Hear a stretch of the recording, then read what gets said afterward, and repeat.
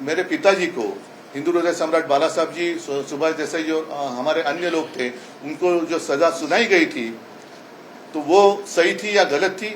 अब क्या उसमें कोई बदलाव लाया गया है? और अगर बदलाव लाया गया होगा तो हमें कोई अड़चन नहीं, हम तो उनका स्वागत करेंगे क्योंकि हमने वो सजा तो भुगत ली है। तो अब उसमें कोई अगर बदलाव लाया होगा चुनाव आयोग ने तो उसे चुनाव आयोग को आज हमने एक लेटर लिखा है, खत लिखा है और हमने कुछ सवाल पूछे कि अब की स्थिति क्या है, कि आपने कुछ उसमें बदलाव किया है तो हमें आप बताइए, ताकि हम भी आगे जाकर जय भवानी जय शिवाजी, हर हर महादेव महादेव और जो राज्यकर्ता है उनको सुबुद्धि आने के लिए गणपति बाप्पा मोरया कहकर बटन दबाइए, ऐसे आह्वान हम हमारे मतदाताओं को कर सकते हैं। तो उसमें कोई गलत किया है ऐसे मैं नहीं मानता, लेकिन अगर किया है तो हमें भी उस तरीके से प्रचार करने का मौका मिलना चाहिए। नहीं तो जैसे मैंने कहा कि क्रिकेट के दिन चल रहे हैं, सिर्फ वो कुर्सी पे बैठे हैं इसलिए उनको फ्री हिट और हमने कुछ किया तो हमारी हिट विकेट, ये कानून हमें मंजूर नहीं है। सर, जिस प्रकार जैसे कि हम देख रहे हैं कि चुनाव जैसे ही नजदीक आता है, कोई भी राज्य का चुनाव हो, धर्म के मुद्दे पर जो है वो राजनीति ज्यादा गर्माते हम तो चुनाव आयोग ने जितने सारी पाबंदी लगाई है या जितने सारे कोड ऑफ कंडक्ट में नियम है उस पर ही हम प्रचार करते हैं। नाही, मला तर त्याच्यात बोलायचं नाहीये। पहिले या विषयावरती निवडणूक आयोगाने खुलासा करावा आणि जसं या सर्व लोकांचा एक लोकशाहीतला मूलभूत अधिकार, मतदानाचा अधिकार, जो कधी कोणी काढू शकत नाही, कारण तुमच्या मतदानावरतीच सरकार निवडून येतं, अशा वेळेला तुम्हाला मत देण्याचा अधिकारच काढून घेतला तर हा निवडणूक आयोगाचा गुन्हा आहे। तो आमच्यावरती लादून तुम्ही आम्हाला शिक्षा केली होती, तर ती शिक्षा योग्य होती की नव्हती, का आता होते ते योग्य आहे हे त्यांनी आम्हाला सांगावं। आपको लग रहा है चुनाव आयोग पार्शियलिटी कर रहा है बाकी दलों? मैं अभी नहीं कहता कुछ, चुनाव आयोग से उत्तर आने दो। जैसे की प्रश्न आहे की अमित शहा यांनी आचारसंहितेचा भंग केला आहे असं तुमचं म्हणणं आहे? तो केला आहे की नाही हे मला निवडणूक आयोगाने सांगायला हवं। मी असं काहीच म्हणत नाही, कारण मी निवडणूक आयोग नाहीये। निवडणूक आयोगाने जर काही कायद्यात बदल केला असेल आणि जर का मला तो माहिती नसेल तर ते मी असं बोलणं योग्य नाही। त्याच्यामुळे निवडणूक आयोगाने जर पंतप्रधान आणि केंद्रीय गृहमंत्री असं बोलत असतील तर माझा असा समज आहे की निवडणूक आयोगाने त्याच्यात बदल केला असावा, पण तो असेल तर तो सर्व पक्षांना सांगण्यात आला पाहिजे। विपक्ष के नेताओं को नोटिस इश्यू किए जाते चुनाव आयोग द्वारा, लेकिन सत्ता पक्ष के साथ ऐसा आपने देखा नहीं। आपको लग रहा है कि ये नहीं, मैं इसलिए आज कोई उनकी निंदा नहीं करता, वो तो मराठीत म्हणतात ना जागरूक है।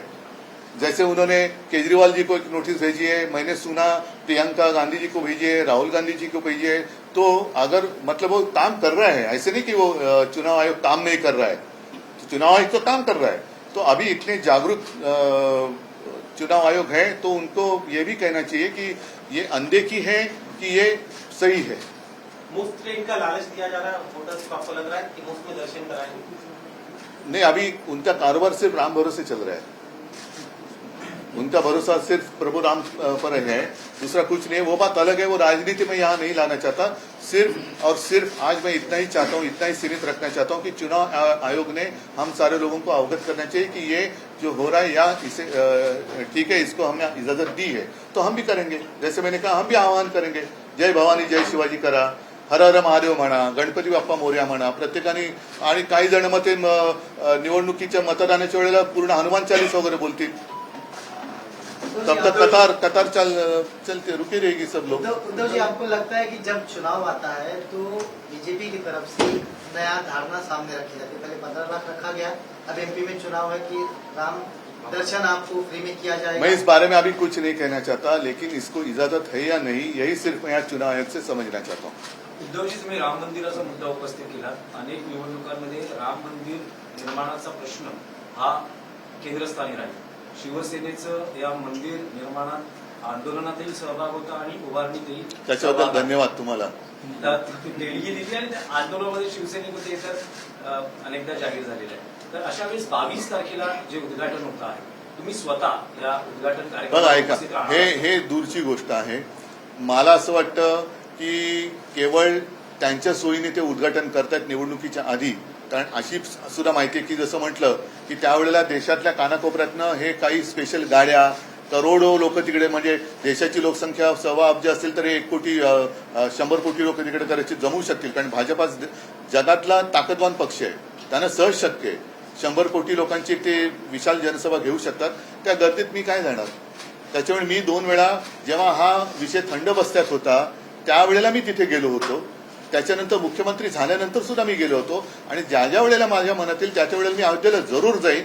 मात्र आज पुन्हा एकदा सांगतो की अमित शहाजी जे म्हणालेले ते केवळ निवडणुकीपुरतं मर्यादित न राहता या देशातल्या ज्याला कोणाला ज्या वेळेला वाटेल तेव्हा त्याची मोफत अयोध्या वारी भाजपनी करावी. ठीक आहे. अद्वै हिरेंच्या सोबत पूर्ण पक्ष आहे, त्यांच्या पाठी आम्ही आहोत आणि हा एक वेगळा विषय आहे. कारण हिरेंवरती कारवाई होते, पण ज्यांच्यावरती आम्ही आरोप केले त्यांच्यावरती कारवाई काय, त्यांच्यावरती त्याची चौकशी पण होत नाही. तर या सगळ्यांचे हिशोब हे सरकार आमचं आल्यानंतर आम्ही करणार. म्हणजे जसं ईसीआय बद्दल तुम्ही दुहेरी मापदंडाचा मुद्दा नाही, आता विषयांतर होऊ नये, विषयांतर करत नाही. मी एवढंच सांगतो, अद्वै हिरेंच्या सोबत संपूर्ण शिवसेना आहे, ती राहील आणि सरकार बदलल्यानंतर आम्ही ज्यांच्यावरती आरोप केले त्यांची सुद्धा चौकशी आम्ही केल्याशिवाय राहणार नाही. सगळ्यांना